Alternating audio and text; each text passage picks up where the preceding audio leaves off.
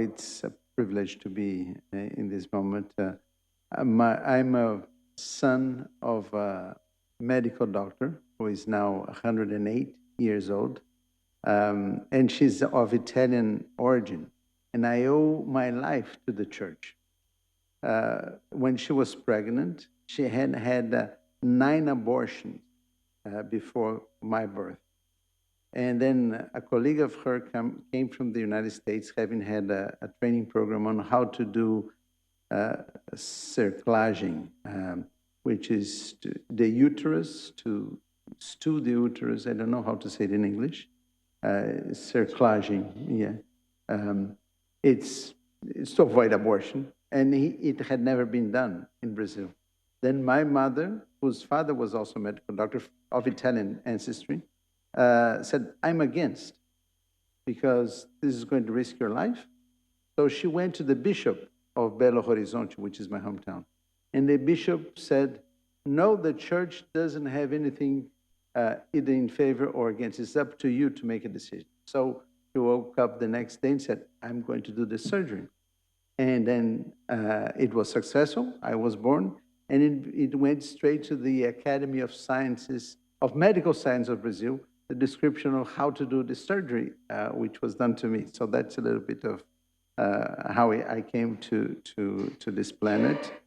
My father was a dean of the law school during the period of the military dictatorship in Brazil, and he was casado. He was fired as a dean because of the militaries. So I had a chance of having a lot of time with him.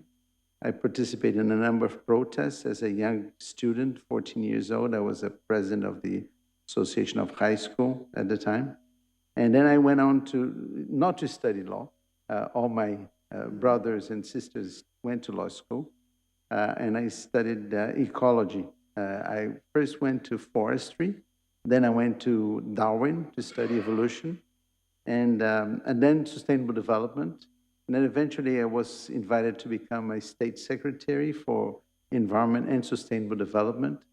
And that was after having done a PhD at Harvard and having done a sort of a very dynamic academic work at the University of São Paulo, which is the largest university of Brazil.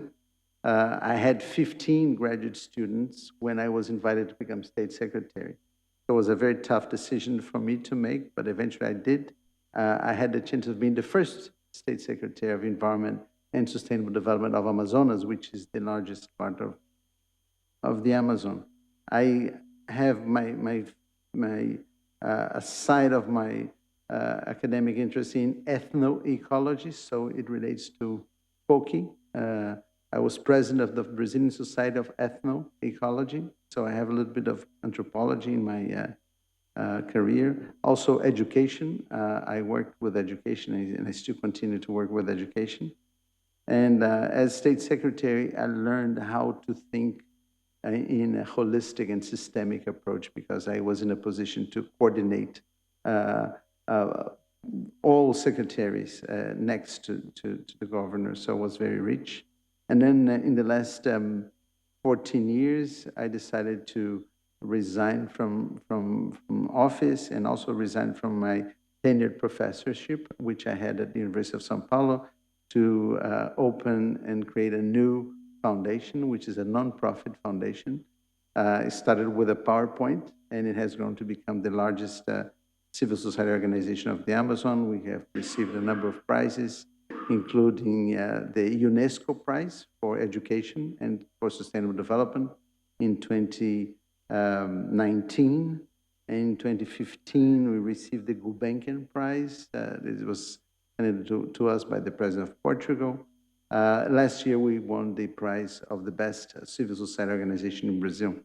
So a number of accomplishments, relatively okay. Now, I'm going back a little bit to academia. I've just accepted a position as a special professor of Dom Cabral Foundation, which is a very well-known business school in Brazil. So I'm putting a little bit of my academic hat, and I took very happily this invitation for the Academy, because in a way it's an opportunity for me to put back my academic hat as a professor. Thank you.